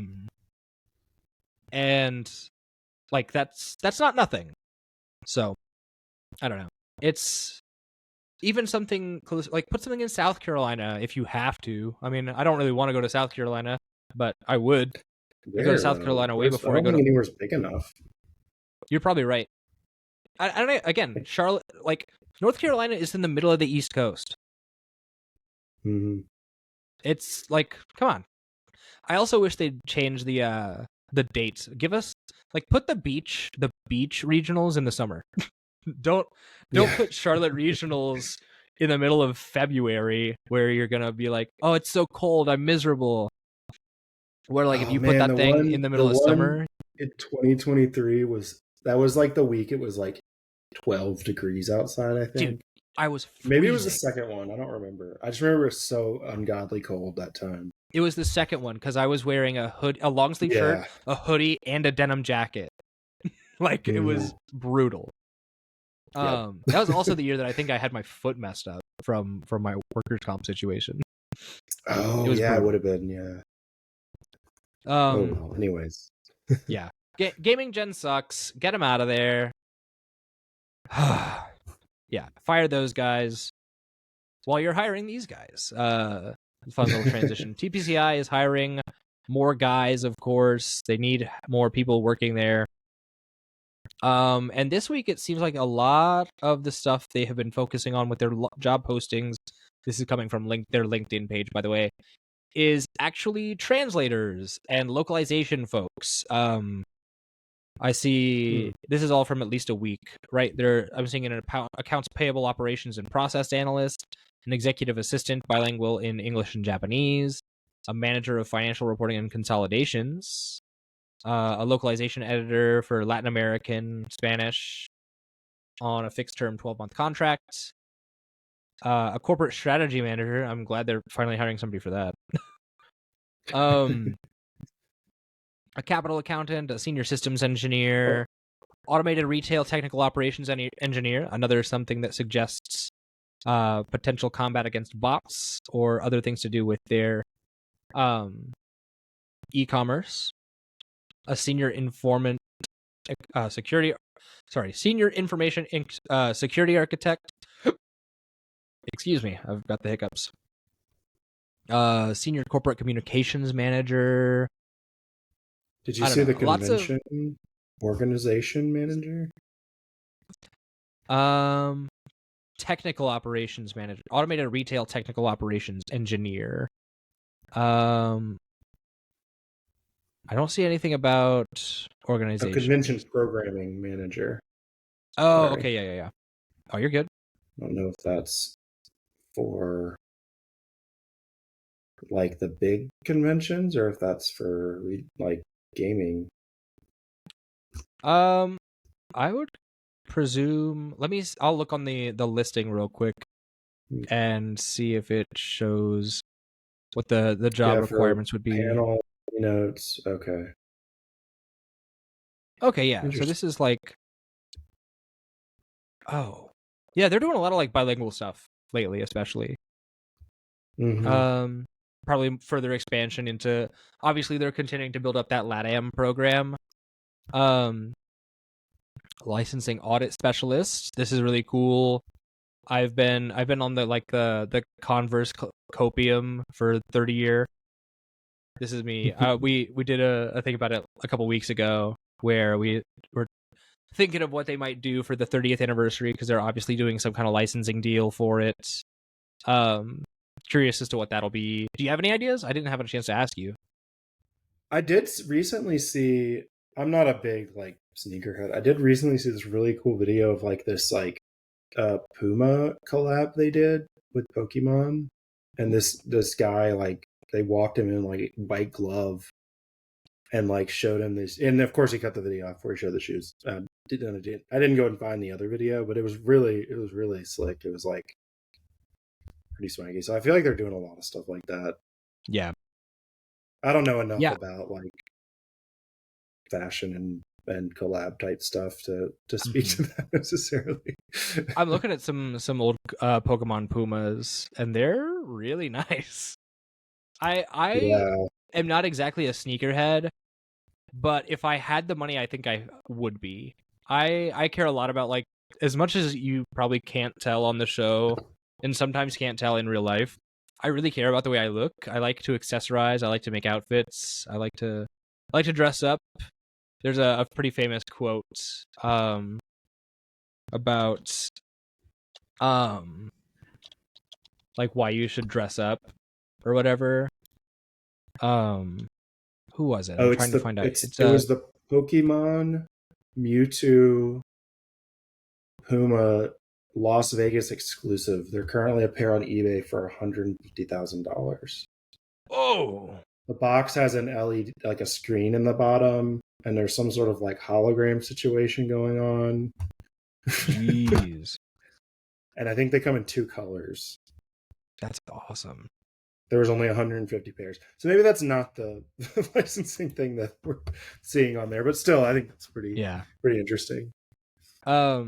The quote I was thinking of, by the way, is New York Times was interviewing Joan Didion, asking why she was using her good china every day. And she said specifically, because every day is all there is. And so that's kind of my thought process when I'm like, I should dress up for even just doing silly stuff. But I like to dress up a lot if I get the chance. So I like sneakers quite a bit. I've been rocking a pair of Comme des Garçons Converse for a while now, and they're my current favorite shoe. They're a lot of fun. But like having some Pokemon branded stuff would be sick as well. I remember when they did their skate decks. That collaboration was awesome. I would love to be able to. I remember seeing those on the regional prize walls, and they were a lot of points to give them. Yeah. That was like spending your whole weekend grinding side events. Yeah, I didn't know they were that hard to get. And were they blind? Were they like you didn't know what you were getting necessarily? There were two collabs, I believe. There was one where there was like the blind bags. I remember seeing those specifically because I thought that was like with Santa Cruz. Wild. Santa Cruz did the blind bag skate decks, which are still really sick.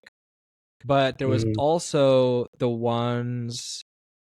It was a collaboration with Bear Walker.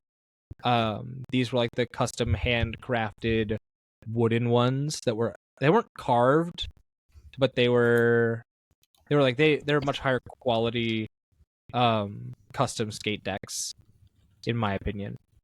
By who? Bear Walker. Bear Walker. Yeah. Like I did hear you correctly. Okay. Yeah. They're the ones that are famously on the old Andrew Mahone Tricky Gym background. And actually some of these skate decks are still on the Pokemon Center website. There's a Team Rocket one that's on there. It's $250. But that Rocket one is slick. For a piece of wood. Hey, there's a Snom one on there, a Sableye. Oh, those are These tight, are cool. Actually. I would if I had $250. Oh, they're different shapes too. That's kind of nice. Yeah. They're not all the really same cool. Like standard. Oh, that Team Right, and the Santa Cruz boards are all the same. But these are all like a little different, which I think is super neat. Haunter's pretty tight too. Mm-hmm. I can barely ride a longboard, but I appreciate skate stuff a lot. I've been trying to teach myself how to skate. I'm still not good at all, but I'm learning. So hopefully I'll get there. I want to buy one of these just to justify it. That'll be good. Try a longboard. It's definitely a lot easier to get used to. That's the plan. I'm actually looking to get a longboard soon, so maybe that'll lead to it. Well, do you have any thoughts about any of these job openings other than what we've talked about, or do you just want to move on to what we're playing and then kind of wrap things up?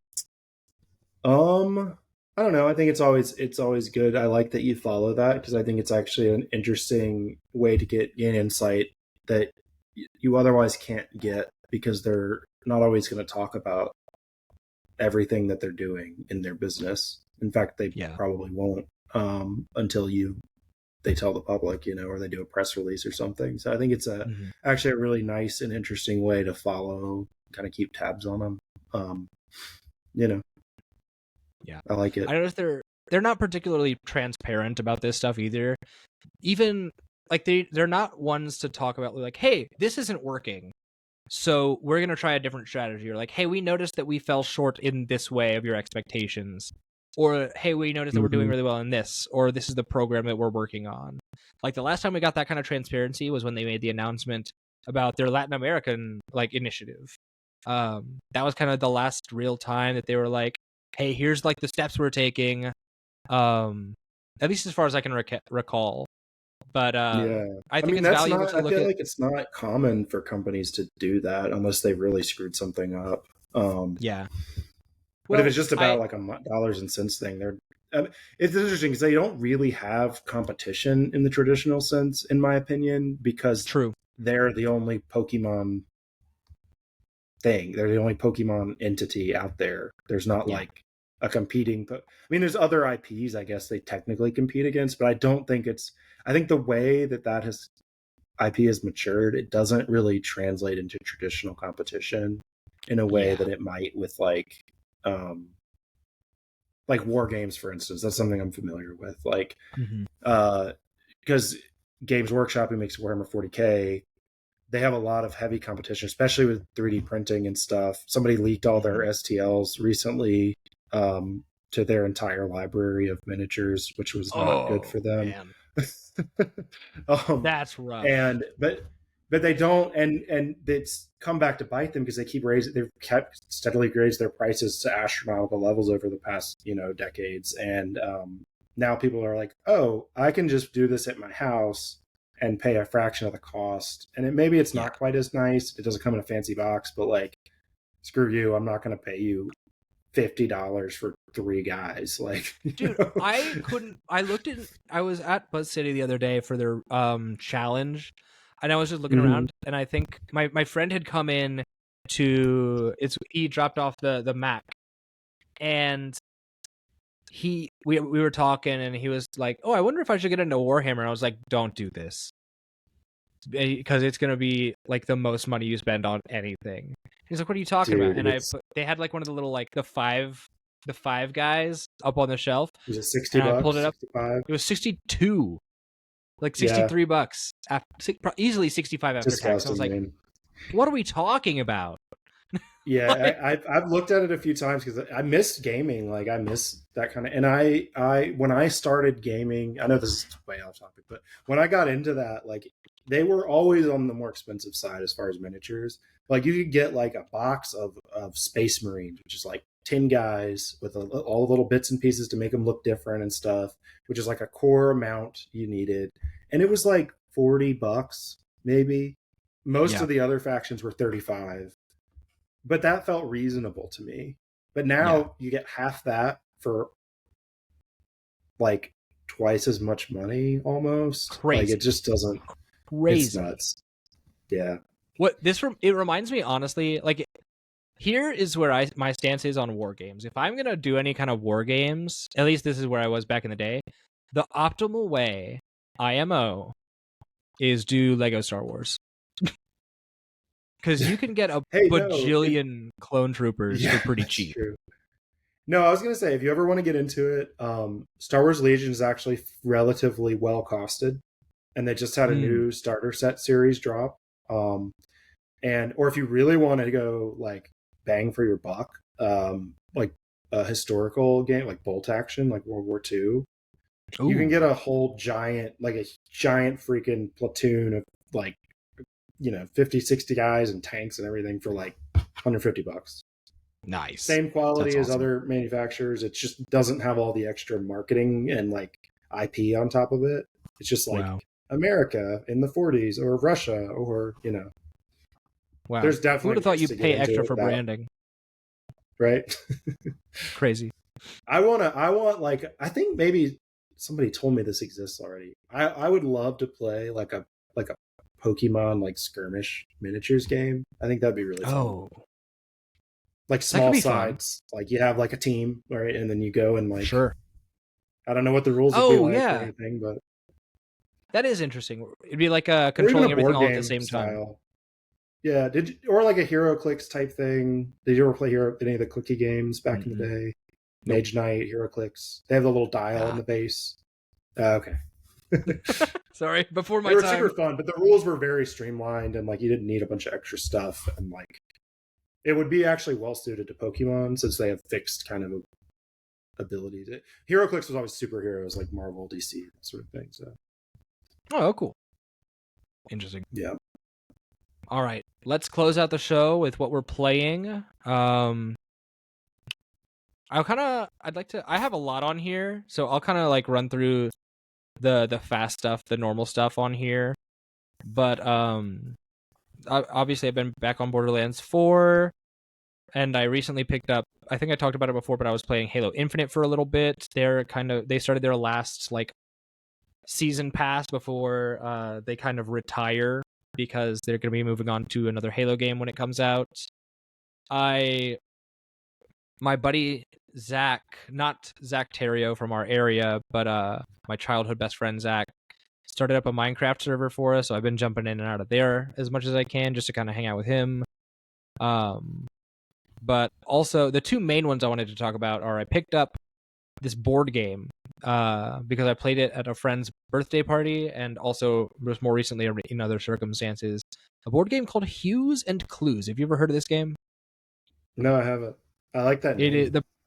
It's very good. The premise is you're given a huge grid of different color swatches. It's in a gradient.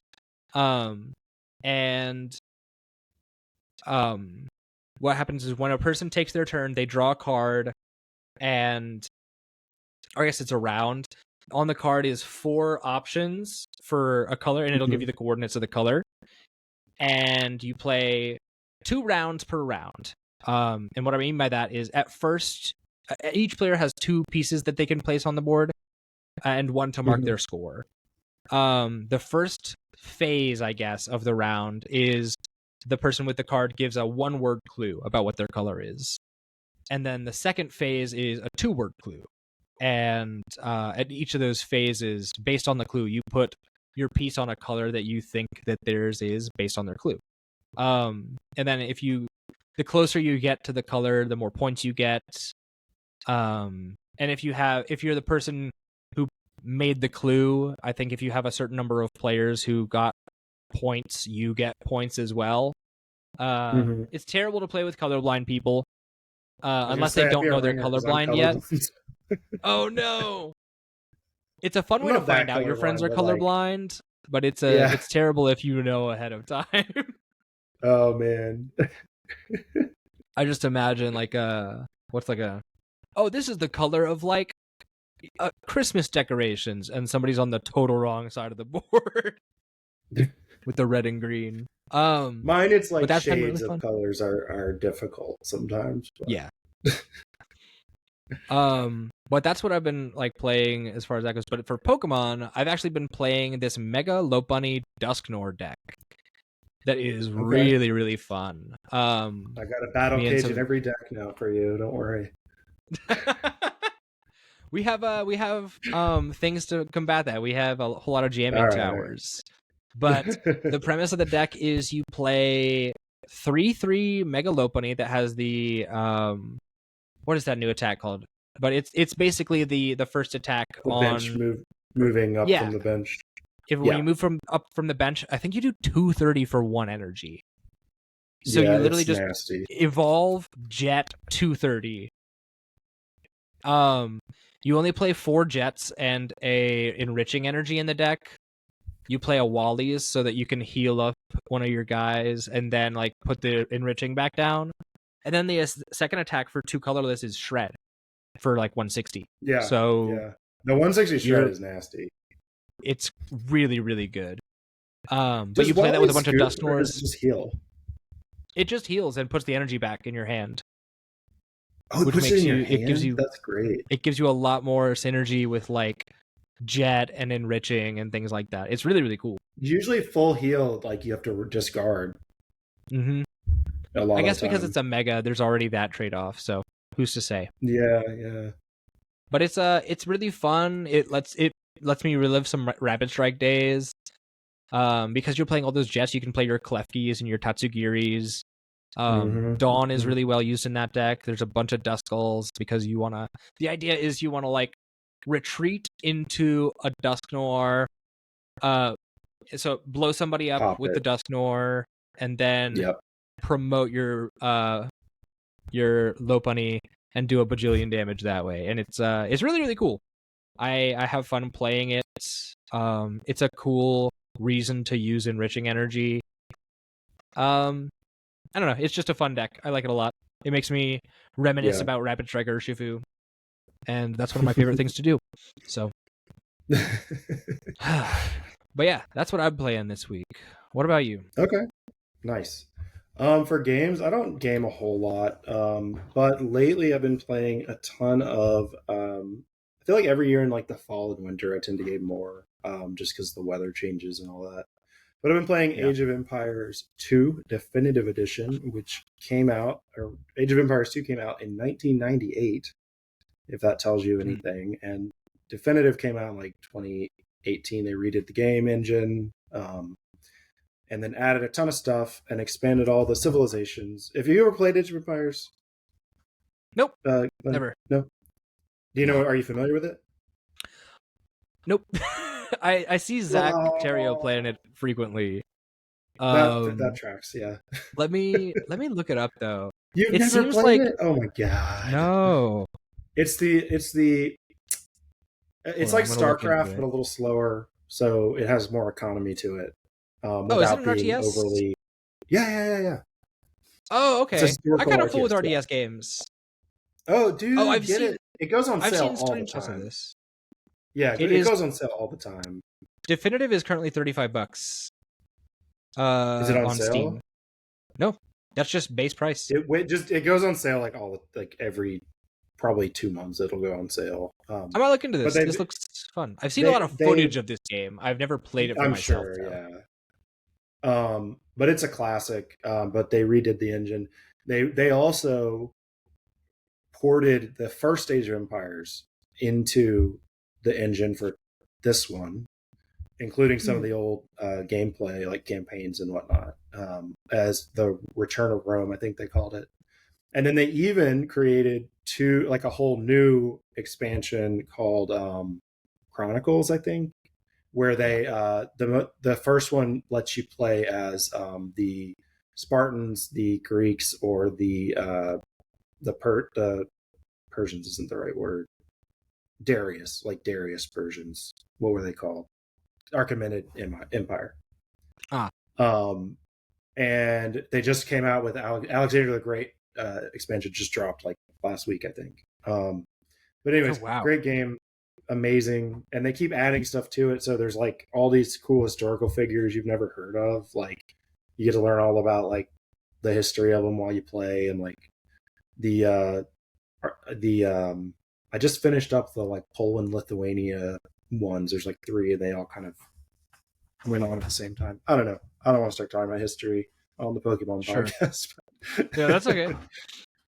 I'm definitely I fit that trope of like dudes who think about ancient Rome too much. It happens more than I'd like to admit. No, it's okay. It's a good thing. But then I've also been sort of maybe wanting to try Warframe, get back into Warframe again, but I don't know if I have the time for it because Warframe suck. Warframe I really wanted to get into because I'm like you played Destiny, right? Yeah, I'm a Destiny 2 victim. Yeah. So I think I told you the show too. It's possible. I'm actually probably about to jump back into Destiny 2 because they have a Star Wars themed expansion coming out, and I already paid for it. What is it, Fortnite? Come on. They're just mixing and matching now. Star Wars at least kind of makes sense though, and the trailer looks sick. True. I can't. They put the Darksaber in there, man. I'm playing it. Like I can't be mad. I'm gonna play, and if it sucks, I'll jump back out like I did this past time because I'm not afraid. I'll tell you this: if you ever want, I know you like storytelling. Yeah. For a free MMO, Warframe has some of the best and most cinematic storytelling of any video game I've played. And Yeah, I I've haven't seen good played things about that many the video games, storytelling. but The storytelling wasn't if my you, gripe. Sorry. oh, sorry, no. If you ever wanted to try Warframe and just play the story, you can kind of do that.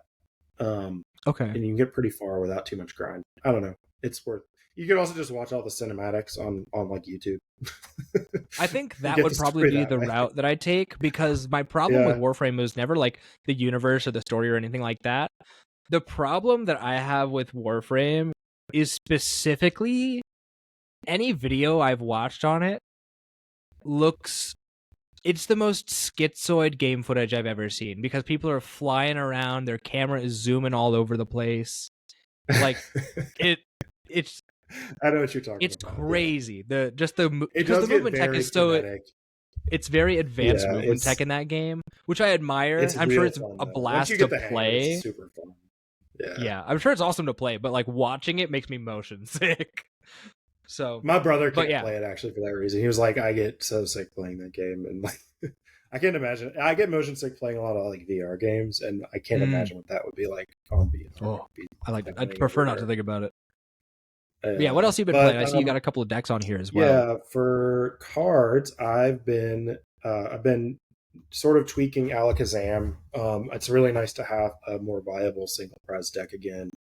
Especially with 3 prizes. I gave it to Hank to play. Yeah, exactly.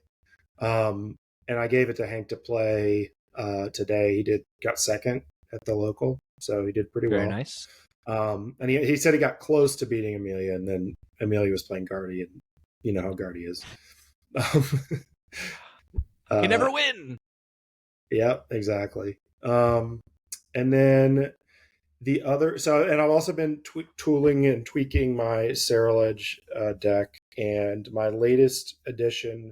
Well, I did watch Azul did a video on Saraledge EX because he just won some online tournament with it, and it was nice he validated some of my choices that I had made originally that I'd changed due to some things people had mentioned to me or recommended to me. And I went back to what I originally had because I actually agreed with the way Azul put some of those things. Like, for instance, Super Rod. I ditched Night Stretchers entirely.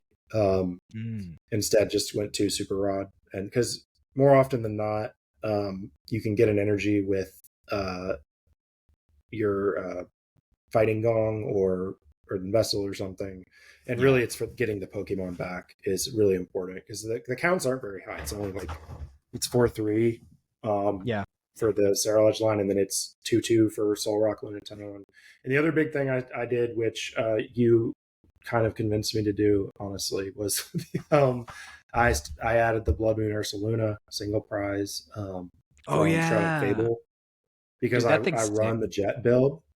And if I'm pretty likely to be able to get 2 fighting energy in hand, if I have a Jet and 2 fighting and a Fighting Gong or an Ultra Ball, I can go get that Ursaluna, drop it down. Anything I've poked with a Soul Rock that already has damage on it, if I swing with Luna, that's getting me to 380. Like, jeez. Or anything I haven't knocked out yet. Like, that's crazy. It's 30 per damage counter already on them plus 100. It's huge numbers. Like. And that's insane. When you play it, you attach the energy from your hand, and then you just jet it, and there you go. Or if you need be, you could always Turo something and promote it that way. Like, and it hasn't. It doesn't come into play every game, but I can definitely see it coming into play against any of the big normal types that are out seeing a lot of play right now, such as. Lopunny, Kangaskhan's the big one, really.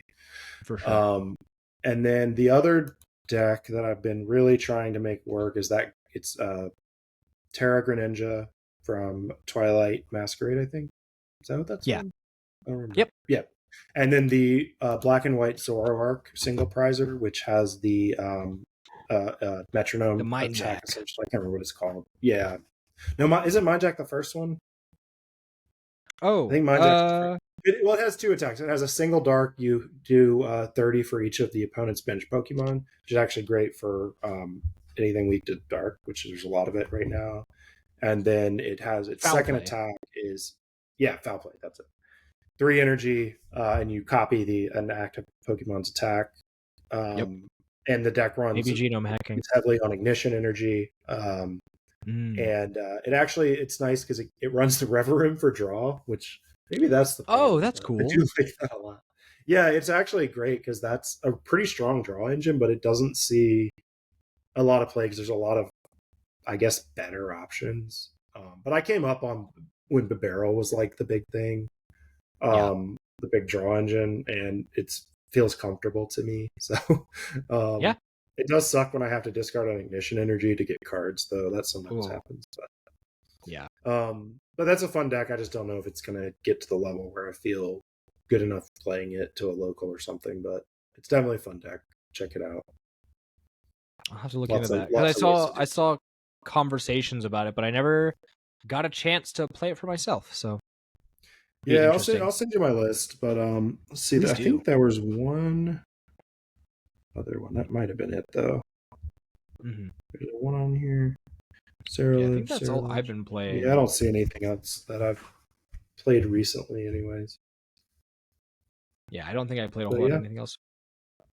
Well, that's wonderful, man. Those are really cool deck choices. Yeah. And of course, I'm sure we'll both be back on the Zoroark train any day now as things continue to... I can't wait. I'm going to go get it out here in a little bit, actually. I'll probably retool it like this week and just get it fixed up, ready to go. Because it's such a good deck. It is going to get so good. A placeholder for Zekrom. Yup. Use the Zekrom from, what was it, Vivid Voltage? That's the Zekrom with N on it. That'll be cool. Oh, yeah. That'll be awesome. Well, awesome. Great episode. Thank you for joining me, Powers. Yeah. You jumped in very last second. I am very grateful for that. We had some technical difficulties with getting hosts on the show, and I really appreciate you jumping in here with me. Yeah, man. It's nice to have your point of view and your opinions on this show. So you're always welcome here. Thank you very much. Appreciate it. Glad I could do it. It worked out. Yeah, certainly. I know you don't like doing it on your own, so. Dude, yeah. The last episode I did solo was way better than the first time. Season 1, episode 2 is the worst, maybe the worst content I've ever put out. It's rough. I'll watch it just to like laugh with you about it. Dude, it's not even worth I look so desperate because I came prepared to have a conversation about it, and like there's nobody to bounce off of. So I was just kind of like, there was a lot of dead air, a lot of uncomfort. It was rough, but it's nice to have just people to talk to. So, thank you again. Thank you, audience, for joining us for the episode again.